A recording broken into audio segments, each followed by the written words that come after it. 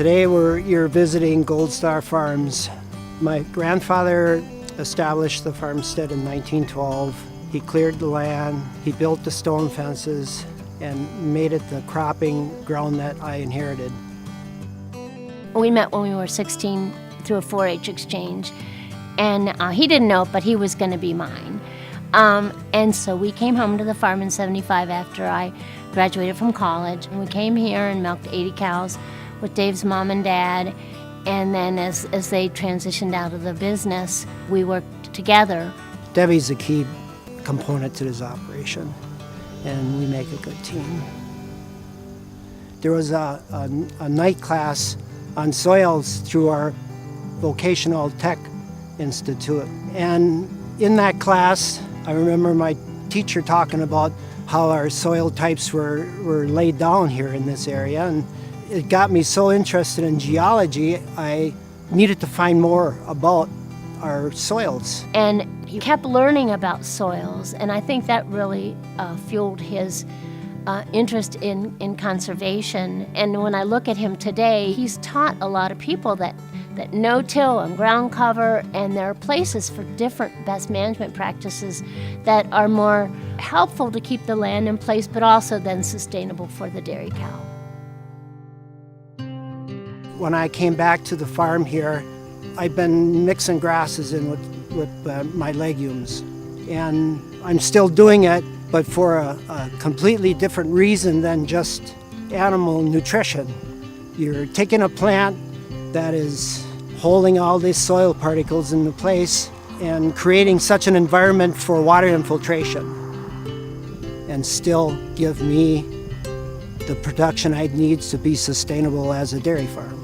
We practiced intensive rotational grazing.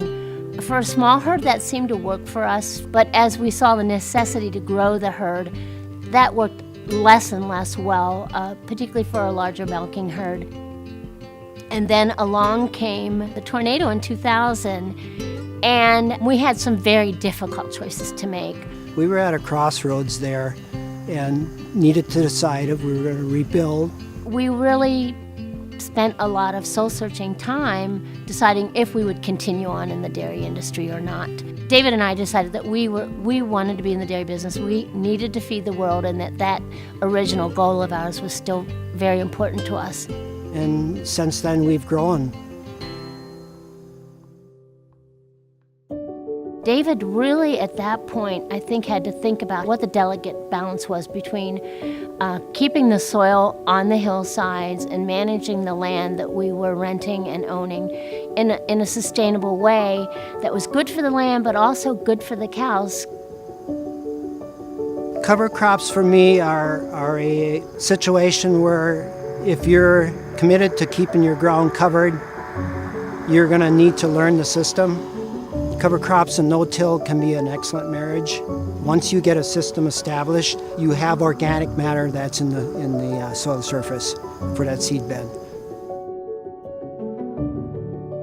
Waterway ditches are a very key component to keeping a lot of your soils into place. And so we want to make sure that the quality of that water going into the watershed and into the lakes and rivers and streams is pristine. It helps disperse that water as it's making its way down the hill. It needs to have an area where it can settle out. It's just a key component to being productive. You need to be responsible for what you're doing with the land. A lot of times people will look at profitability in a light differently than other people. Profit is what you end up with in your back pocket at the end of the day. If we aren't profitable, we're not sustainable.